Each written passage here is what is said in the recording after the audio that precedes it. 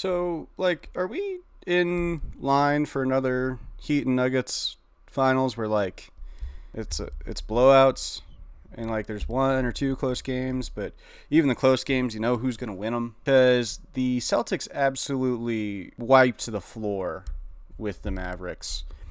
It wasn't close. It wasn't close at any point in the game outside of the first 3 minutes, 5 minutes of the game maybe. The Celtics went up 29 at one point, and it just felt like, oh, yeah, this is the better team. And it didn't feel like Dallas had an answer for Porzingis on offense or defense. It felt like, the Celtics were generating a lot of good looks, and they were converting because they are good at converting good looks. Shocker. The team that won 64 games and only lost 18 times in the regular season is good. The team that had the third best net rating of all time behind only the 17 Warriors and 96 Bulls is good. Shocker, etc., etc.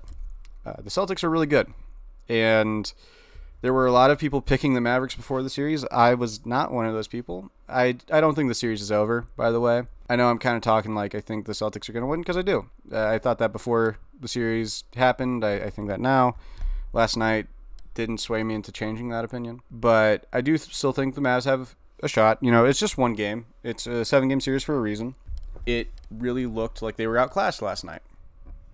The Celtics were giving them trouble defensively. Luka scored well, 30 points on 12 of 26 shooting, which isn't inefficient for him. 4 of 12 from beyond the arc. You expect a little better from Luka in the playoffs, probably. Only 2 of 5 from the line. 10 rebounds, that's good, but he only had 1 assist, and typically you see him get up to close to or above double digits of assists. Kyrie Irving was bad. 12 points on 6 of 19 shooting. That's really bad. And during a run in which they were making it close again, missed 2 wide open threes that if they sunk in, it's a 2-point game. And instead, it only got down to an 8-point game. And once it got down to an 8-point game, the Celtics were like, oh, wait, yeah, shit, we got to lock back in. Sorry. And then they got it back up to 25. So I would say that Dallas has a few takeaways from this game. One is that if PJ Washington, Derek Jones Jr., and their role players aren't really hitting their threes, then they're in trouble. They shot 7 of 27 as a team from beyond the arc, 0 of 5 from 3 from Kyrie, 0 of 3 from PJ Washington, 1 of 2 from Derek Jones. He did hit 1. 1 of 3 from Josh Hardy. And Josh Green was not good. He took 3 shots within the arc that weren't good. He did hit the 1 3-pointer he took, but there was one specific dunk that he tried on Porzingis, which Porzingis blocked, because he was having a block party last night, man. Let me tell you, he had, it says he has 3 in the box score. I swear he had more than that. But even if he didn't, he was affecting shots. He had 10 blocks.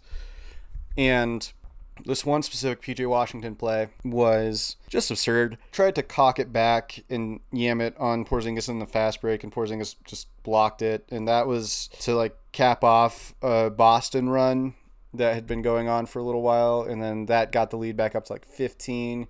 Because after the block, they came back down and hit a 3 on the other end, I think. And it just, Josh Green's night inside the arc. And yeah, he was a negative 15. That's tied for second worst on the team. Kyrie has the worst with negative 19. So the Mavs were not good, but a lot of that has to do with the Celtics defense. And let's talk about how good the Celtics were, because they deserve their flowers, and I want to give it to them. Are clearly the best team in the league this season, I think. Even if the Nuggets had beat the Wolves and not given up that 20-point lead, and they have better personnel to beat the Celtics because Jokic is big and can kind of match up with Porzingis or, what have you, they probably wouldn't have beat this team.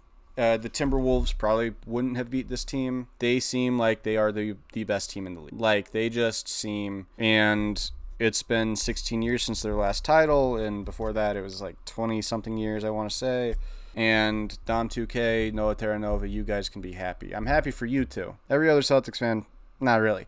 But you two I'm happy for. And, I mean, it's nice to see a couple of my friends that might be able to witness their first title. But even with Peyton Pritchard shooting 0 of 7 and 0 of 5 from 3, they didn't it wasn't close. Even with Jayson Tatum shooting 6 of 16 for 16 points, it wasn't even close. They played together. They played great defense. They were linking up on both ends.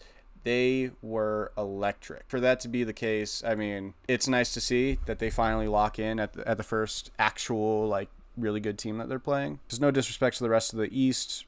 It was a cakewalk.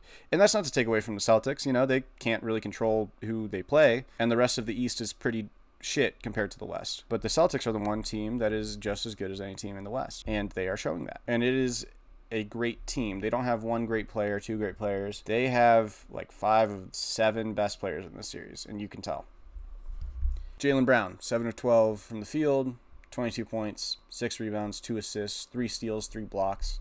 Really good defensive performance. He was spamming X at half court on Luka, and it worked. He got out in transition a lot. He was, just creating rim pressure by driving, and he looked really good in this one. Al Horford, 10 points, 7 boards, 3 assists, 4 of 8 from the field, 2 of 5 from 3. He was pretty solid. Like, he wasn't as good as Porzingis, obviously. He was good for the minutes that he filled in for. Derek White looked great. Drew Holiday looked great. Both of them shot their 3 pretty well. 3 of 8 for Derek White, 2 of 5 for Drew Holiday. Kristaps Porzingis, though, looked like prime Dirk Nowitzki. That's going to be the main takeaway from this game, I think. He came off the bench, and it was like when Steph Curry came off the bench against the Nuggets a couple of playoffs ago. And if he had struggled, they wouldn't have established the tone that way. But they were pretty close when he came in, from what I remember. And then he came in and the tone was established when he, subbed into the 20 points on 13 shots, 6 rebounds, 3 blocks, plus 13. And he was just getting whatever he wanted to fall. 2 of 4 from beyond the arc. Both of his shots were deep threes. It looked like he was passing it into the basket. He was hitting mid-range jump shots over smaller defenders because the Mavs just don't have the size to match up with him.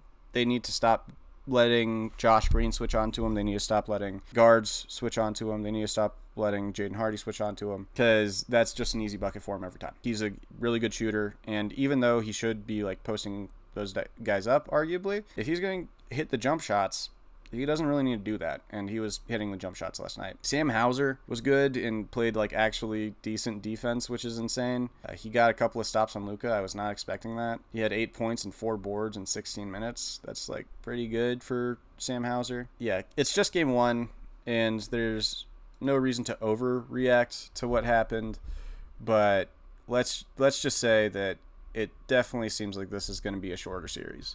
So if you guys enjoyed this video, like, subscribe, leave a comment telling me why I'm right, why I'm wrong, or just comment like a neat little fun fact, like just something that people might not know. Like pumice is a type of rock that can float in water. But yeah, I will see you guys later. Adios.